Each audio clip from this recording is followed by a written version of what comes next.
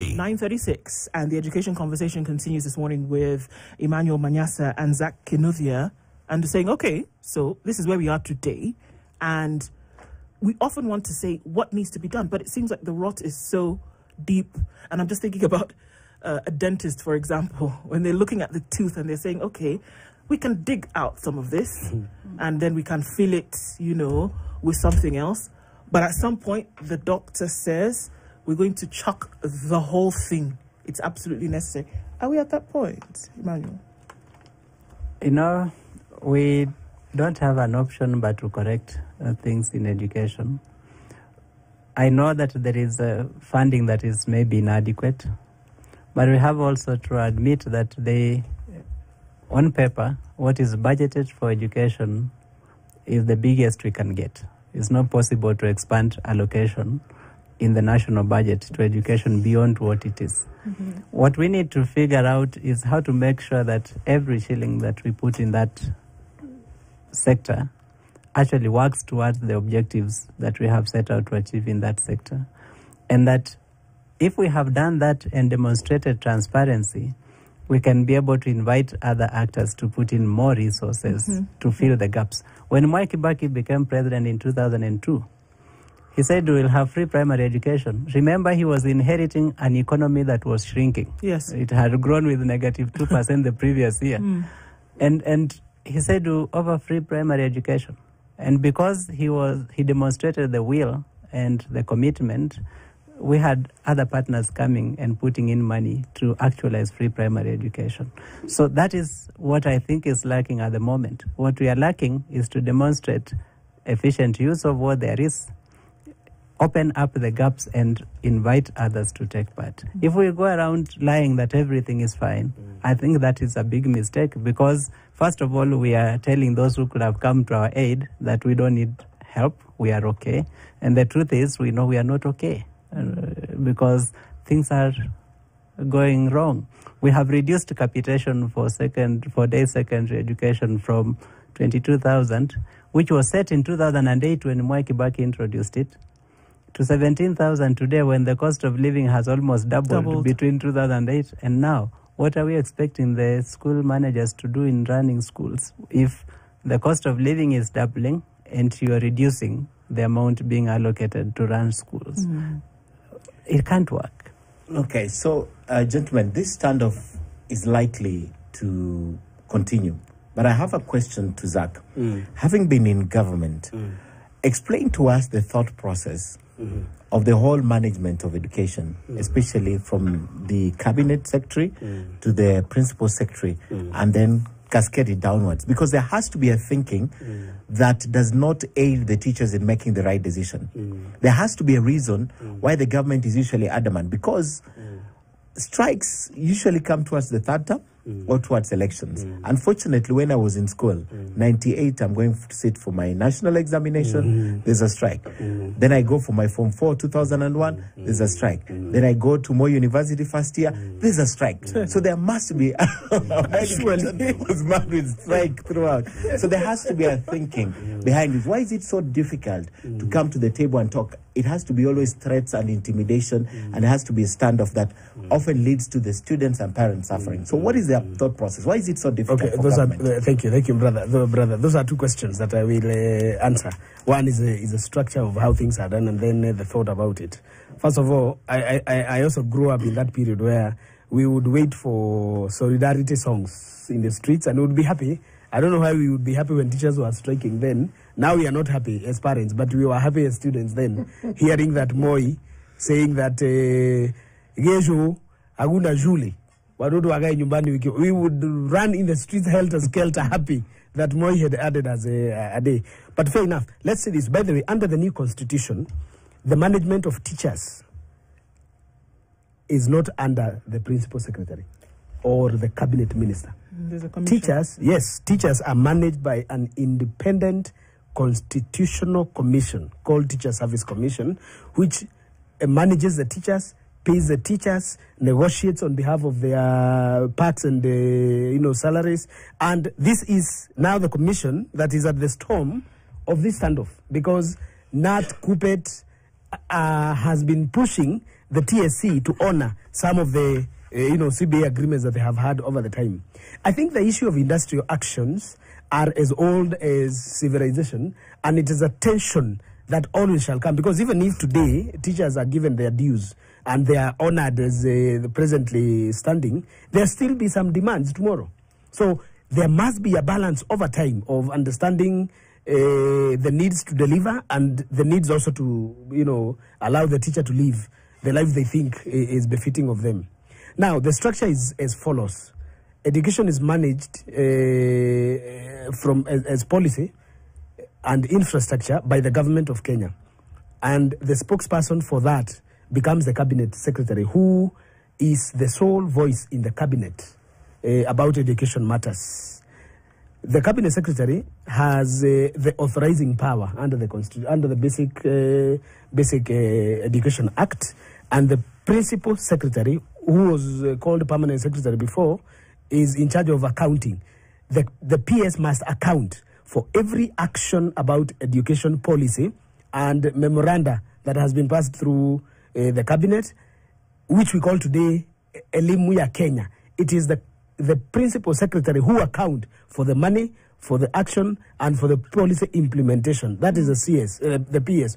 The PS now is assisted by a litany of directors who are managed by a director general in both sectors. One, primary education, and post-primary, which is secondary education. Now that one goes all the way down to regional director, county director of education. You remember in our time we used to call them DEO.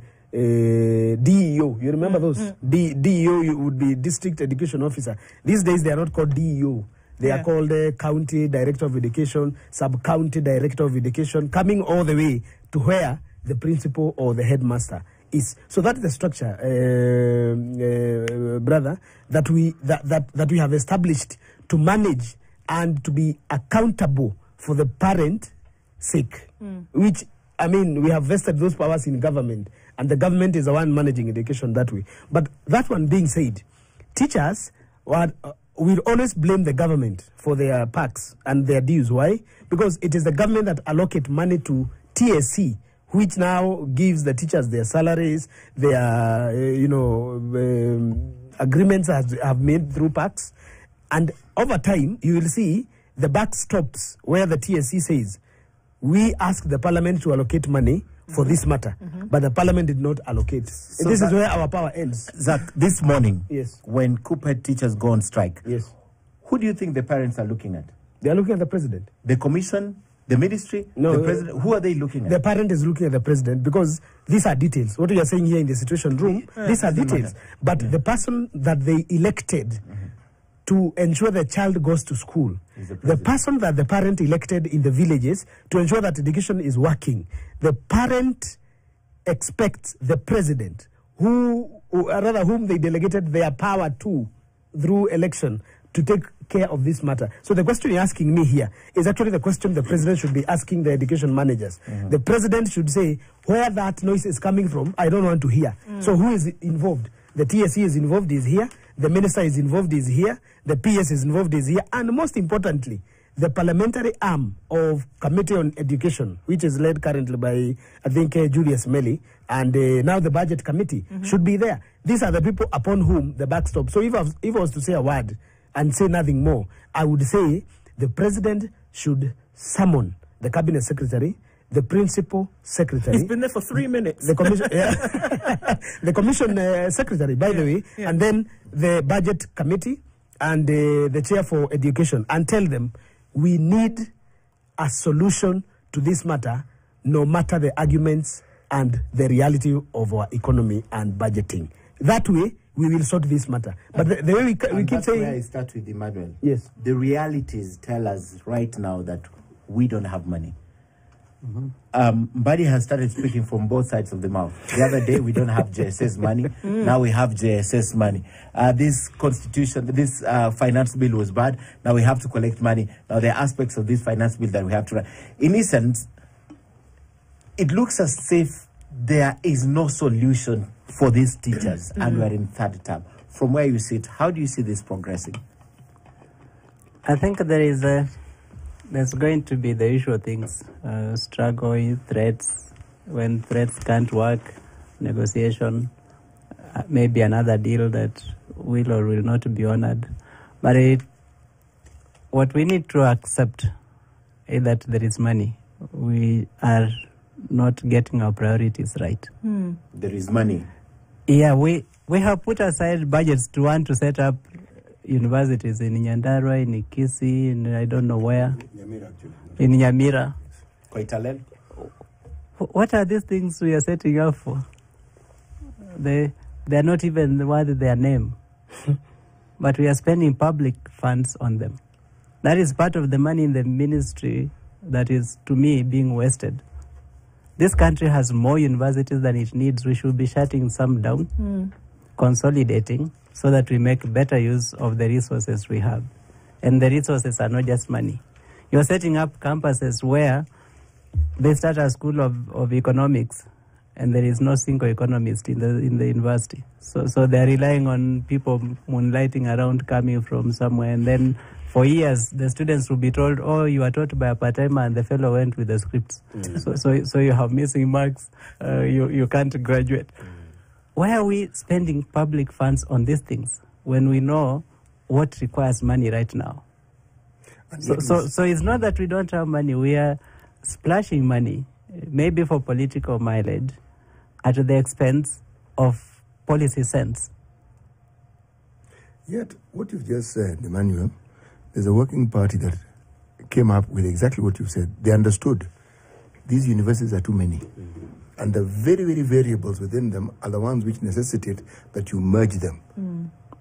That report is with the president. So you marvel.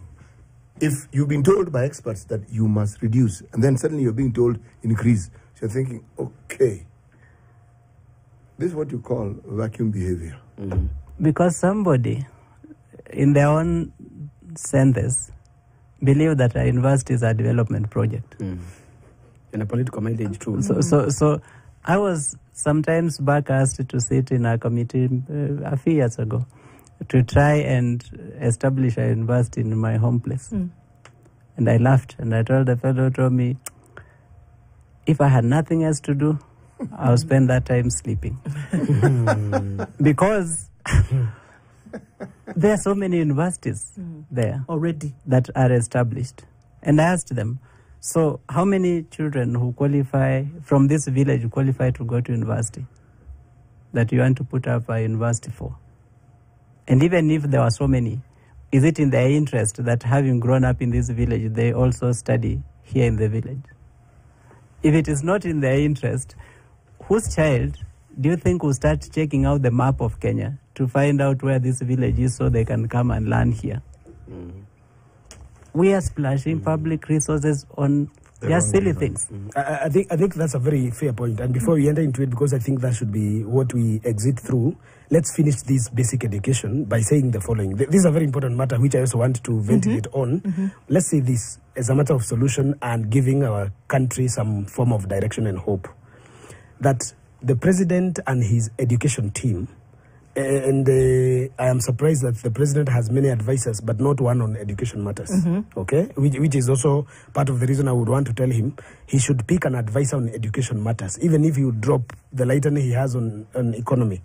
This is it. Article 53 should guide the president of our constitution about the role and the place of education in Kenya. Article 53 is very fundamentally clear that education shall be made accessible and, where possible, free for basic education. Now, Basic Education Act of 2012 goes ahead to define basic education as from pre-primary up to Form 4, which I think will be calling grade 13 or thereabout, or 12 or something. 12, so this, grade 12. So this one is not a question of granting some form of relief. This is not a favor.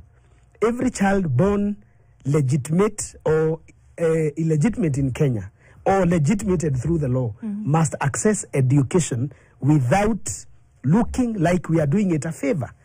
Making education accessible is a wide spectrum of infrastructure, training of teachers, availing of resources, and most importantly, It's important to ensure that it is accessible, as he has said, in ASAL areas. It is free, if not near free, so that every child born of Kenya goes to school. The second issue that should guide the president is that the Declaration of Human Rights, Article 26, makes education a progressive right, but says education is a human right. This is where the world has gone. That all the countries that form part of United Nations, 190 something that they are, must make education a human right. And this was put so that female gender is not discriminated. Remember, there are societies in Africa and Latin America where girl child was not supposed to benefit from education. Sure. There are places in rural Europe where women are not considered as part of who should go to education sector. So I think this one was put so that we can safeguard any attempt by rogue governments or by chauvinists to ensure that education is made free for all, and it is a human right. A human right should not be derogated, and the state is not the giver of human rights. Neither do we derive those rights from them. It is important that the president understand this. It is important that the education players understand that we must make Kenya a haven for access to education for all, whether one comes from rural area, urban area, whether one comes from very far-fetched, far-flung areas of our country. Education must be made free. And to go there, this bursary fiasco that we have been hearing, governor is giving bursary, MP is giving bursary, woman rep is giving bursary. As he has said, this wastage of public resources sometimes creates an opportunity for people to pilfer public resources. So we must consolidate all the money that we call money meant to give education to our children and say, what is the cost of a child in primary school? What is the cost of a child in secondary school? What is the cost of a child in TVET institution and university? If this money can be brought together with the donation money that we get from outside the country, we can pool resources and give education for all. So today, we would want to advise the president through the Situation Room to call his minister, to call his PS, to call his commission secretary, the budget chair, and the chair of education committee. Let us get a solution and end this tension that our parents do not know today. Otherwise, tension will increase hatred for the government. Emmanuel, do you think that it's for lack of understanding that we see the mess that we see currently? That those who are experts in their own field, whether you're looking at curriculum development, whether you're looking at the basic education structure, that it's for lack of understanding, and that's why we don't see the implementation of things that would have essentially sorted out this issue? No, their camp will tell you that a coat takes the shape of the wearer. Yeah. If you give someone who is very slim, the coat will just look slim. You give, so it must be nylon, isn't it? So the core issue is what is the demeanor of the leadership vis-a-vis education. That is what to me is important. I've had people say, let's have someone, an educationist, head the Ministry of Education. I don't believe it. The most successful cabinet secretary for education that we've had in a long time was Mutula Kilonzo. Why do you say that? All the other fellows who came after him don't compare. Not even Matiang'i? No. Matiang'i was, he made noise, he set the stage for the mess that we are in, to be honest. Because rushed the implementation of CBC, when Amina said we are not ready, we need a year to prepare, they he said, go chased from the ministry. And we are in a mess because we started to implement without a plan. Prior to implementation, I asked people who are being involved, do you have a costed implementation plan for this system? And did they? And there wasn't. And someone in confidence told me, we have 3 versions and government has not signed on any. So there was no costed implementation plan and people are running to implement. If you are implementing a program for which you have no costed implementation plan, what are you doing? You set yourself up for resounding failure, and that's where we are now. So we don't necessarily need an educationist to lead the Ministry of Education. We just need a sober person who is going to sit down and look at the laws and implement. We have a Basic Education Act, and it is 2013, not 2012, that provided for establishment of a National Education Board as the body that will advise the CS on all matters of education in the country. Do we have it? We don't. We have violated even the law that we passed in Parliament. We haven't. So, are we implementing CBC as designed in the CBC framework? No. We are implementing something else. So, what are we going to evaluate in the end when we determine whether CBC has succeeded or failed? Are we going to evaluate what was designed or what we have implemented, which is not what was designed? So, we just need common sense to say, this is what we have sat down, consulted, and come up with as a plan, and then follow through the plan. And that is not what we are doing at the moment. So for me, we're in a self-made crisis, but we can actually get ourselves out of it. The issues are not so complex as to keep us here. The issues are, have we prepared for CBC implementation properly? We didn't prepare, we jumped into it. I have said before, if someone pushes you into a swimming pool in your full suit, so you will just have to swim first of all, and then look at worry about the suit after you have swum out of the water. But so we are there. Can we swim? Yes, we can. What do we need to do to get out of this mess? Is simply reflect and see that we erred and start retracing our steps through actions that we can do.